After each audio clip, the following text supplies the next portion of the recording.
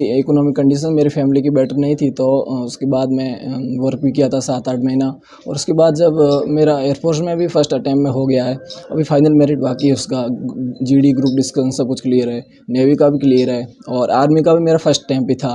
तो return clear किया पहले, फिर मैंने रनिंग भी की, तो एक्सीलेंट रनिंग था मेरे और अब फाइनली सिलेक्टेड हो गया हूँ। 4 सिस्टर हैं और 2 ब्रदर हैं। तो सिस्टर बड़ी थी तो उनको ससुराल भेजा, वो सारा खर्चा, और इतने मेरे पापा भी एबल नहीं थे, इतनी वो सैलरी वगैरह ज़्यादा नहीं तो कि अफोर्ड कर सकें।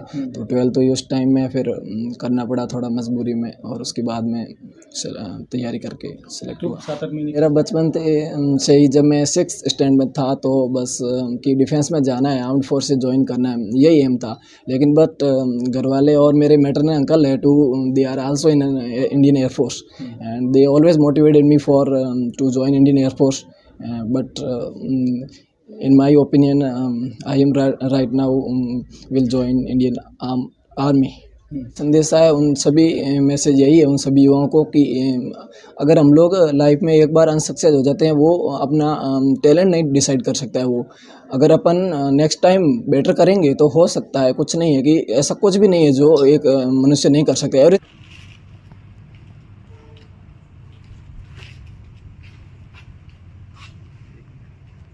मेरा नाम प्रवीण चौधरी है और मेरा गांव भाजपर है जो रामसर तहसील में आता है। तो कैसे शुरुआत हुई थी वहाँ से यहाँ तक का सफ़र, और फिर अब अग्निवीर में और कुछ और भर्ती है जिसमें भी चयन हो रखा है आपका? जी सर, मैं 2021 में मेरा 12th क्लियर हुआ था और उस टाइम कोरोना काल चल रहा था, तो ऐसी कंडीशंस भी, इकोनॉमिक कंडीशन मेरी फैमिली की बेटर नहीं थी, तो उसके बाद मैं वर्क भी किया था 7-8 महीना। और उसके बाद जब मेरा एयरफोर्स में भी फर्स्ट अटैम्प्ट में हो गया है, अभी फाइनल मेरिट बाकी है उसका, जीडी ग्रुप डिस्कशन सब कुछ क्लियर है, नेवी का भी क्लियर है और आर्मी का भी मेरा फर्स्ट अटैम्प्ट ही था। तो रिटर्न क्लियर किया पहले, फिर मैंने रनिंग भी की, तो एक्सीलेंट रनिंग था मेरे और अब फाइनली सिलेक्टेड हो गया हूँ। और एयरफोर्स और नेवी में भी यही होप है कि फाइनली सिलेक्टेड हूँ। तो घर में क्या ऐसी पारिवारिक स्थितियाँ हुई कि आपको मजदूरी करनी पड़ी थी? हाँ जी सर, मेरे पापा वैसे तो हालांकि रेलवे रिटायर्ड एम्प्लॉय है, 2015 31 दिसंबर में हो गए थे रिटायर्ड। तो क्या है कि मेरी सिस्टर्स 4 सिस्टर्स हैं और 2 ब्रदर हैं। तो सिस्टर बड़ी थी तो उनको ससुराल भेजा, वो सारा खर्चा, और इतने मेरे पापा भी एबल नहीं थे, इतनी वो सैलरी वगैरह ज़्यादा नहीं तो कि अफोर्ड कर सकें। तो 12th तो उस टाइम में फिर करना पड़ा थोड़ा मजबूरी में, और उसके बाद में तैयारी करके सेलेक्ट हुआ। 7-8 महीने क्या किया था आपने? 7-8 महीने यही कंस्ट्रक्शन का वर्क था, बस यही। तो फिर अब एक साथ 3 जगह हो गया, तो फिर प्लान क्या है, फ्यूचर प्लान क्या है आपका? सर मेरा बचपन से ही जब मैं 6th स्टैंड में था तो बस कि डिफेंस में जाना है, आर्म्ड फोर्सेस ज्वाइन करना है, यही एम था।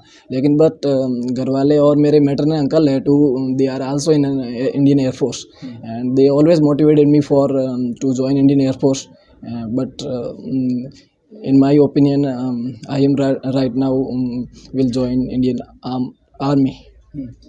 तो कहते हैं सब, कई ऐसे युवा होते हैं जो पहली बार की असफलता के बाद रुक जाते हैं, ऐसे युवाओं के लिए क्या संदेश देना चाहते हैं? जी सर, मेरा यही संदेश है उन सभी मैसेज यही है उन सभी युवाओं को कि अगर हम लोग लाइफ में एक बार अनसक्सेस हो जाते हैं, वो अपना टैलेंट नहीं डिसाइड कर सकता है। वो अगर अपन नेक्स्ट टाइम बेटर करेंगे तो हो सकता है, कुछ नहीं है कि ऐसा कुछ भी नहीं है जो एक मनुष्य नहीं कर सकता। Everything is possible when we are determined, when we are confident in our body, and all is possible when we are confident in our. कहते हैं सब अभावों की ज़मीन है, यहाँ से कुछ निकल नहीं सकता, ऐसा सच है क्या?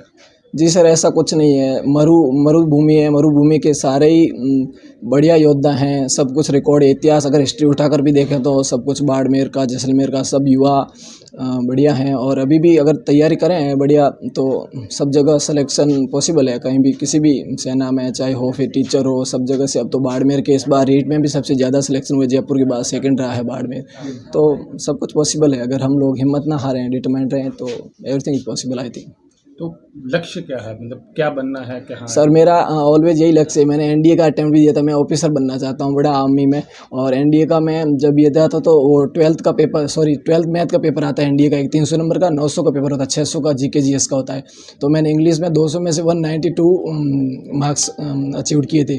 But I unfortunately I didn't get selected because my math paper don't वो सॉरी मतलब नहीं हुआ मेरा didn't clear. So I in future जो इन अटेम्प्ट को देना चाहते हैं उनके लिए मैसेज क्या रहेगा आपका? बढ़िया मैसेज है सर। अगर जिस किसी का भी 12th में मैथ है तो वो एनडीए के लिए, एनडीए सबसे बेस्ट है। 3 साल का पुणे खड़गवास एकेडमी में वो एकदम बढ़िया कैरियर बनेगा और लेफ्टिनेंट बनते हैं आर्मी में, इंडियन एयरफोर्स में फ्लाइंग अफसर बनते हैं, नेवी में सब लेफ्टिनेंट बनते हैं। वो कमीशन रैंक वहीं से स्टार्ट होता है। एंड ये एक बहुत बढ़िया अपॉर्चुनिटी है जो मैथ वाले स्टूडेंट्स हैं उनके लिए। बढ़िया इंग्लिश वगैरह जीएस अगर हो तो आराम से सेलेक्ट हो जाते हैं।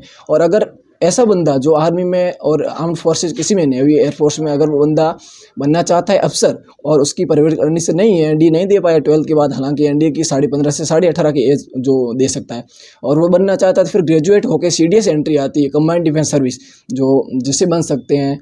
और भी जैसे अपन आर्मी में सोल्जर, एज अ सोल्जर हम लोग ज्वाइन करते हैं ना, तो उसके बाद भी एसीसी एंट्री आती है, आर्मी कैडेट कॉलेज, तो उससे भी बन सकते हैं, जो साल में 2 बार आती है। टेक्निकल एंट्री आती है, टीजीसी आती है, टेक्निकल ग्रेजुएट स्कीम, काफ़ी सारी स्कीम्स है, काफ़ी सारी एंट्रीज है। By the means we can get selected in any armed forces as a officer.